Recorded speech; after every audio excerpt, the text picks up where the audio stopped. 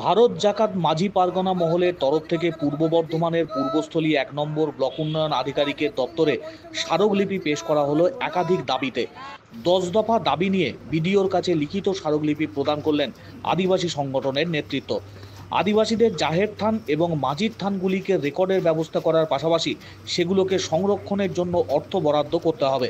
অন্যদিকে বাজারে অনেক ভুয়ো এসটি সার্টিফিকেট রয়েছে, সেগুলোকে চিহ্নিত করে সঠিক ব্যবস্থা গ্রহণ করতে হবে।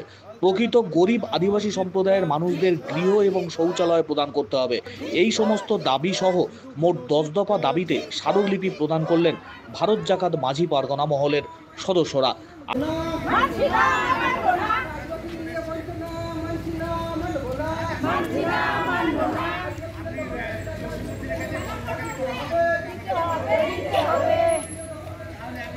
মাঝি পারগানা মহল জিত কর দিকে দিকে নন এসটিদেরকে এসটি সার্টিফিকেট দেওয়া হচ্ছে কেন? বিডিও সাহেব জবাব চাই।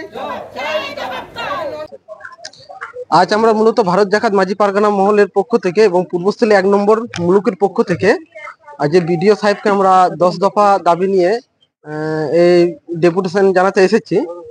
এবং সেইগুলো হচ্ছে আমাদের বিভিন্ন যেগুলো আছে আমাদের জাহের থান, মাঝি থান এইসব আছে। এইসব আমাদের যে ধর্মীয় স্থানগুলো আছে যাতে এই ধর্মীয় স্থানগুলো নামে পাট্টা দেওয়া হয় এবং রেজিস্টার করা হয়। এবং যেমন দুর্গাপুজোতেও সরকার যেভাবে অনুদান দিচ্ছেন এবং আমাদেরও নির্দিষ্ট পুজো অর্চনা আছে, বাহাসরায় আছে, এইগুলোতে যাতে আমরা সহযোগিতা পাই, অনুদান পাই সেটা নিয়েও।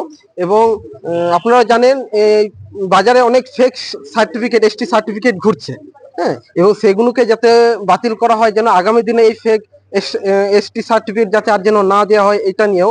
এবং আমাদের সকলেই নিজের মাতৃভাষায় লেখাপড়া করার অধিকার আছে এবং আমাদেরও নিজেরা আমাদের নিজের মাতৃভাষা যেটা সাঁওতালি অলচিকি লিপি, আমরা যাতে নিজেরা মাতৃভাষায় লেখাপড়া করতে পারি সেই ব্যবস্থাও যাতে বিডিও সাহেব একটু দেখেন।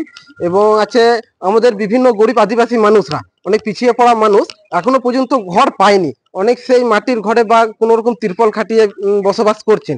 সেই সব সঠিক সার্ভে করে বিডিও সাহেব যাতে সার্ভে করে এবং সেই সব গরিব মানুষদেরকে যাতে আবাস যোজনা ঘর দেওয়া হয়। এবং এমনও আছে যে অনেক আদিবাসী মানুষের এখনো শৌচালয় নেই, তাদেরকে শৌচালয় দেওয়া হয়। হ্যাঁ, এবং অনেক জায়গা আপনারাও দেখেছেন আদিবাসীদের কিছু জমি জায়গা, দখলকারী জমি জায়গা নন আদিবাসীরা জোর জবরদস্তি করে সেগুলো কেড়ে নিচ্ছে, যাতে এইগুলো বন্ধ হয়।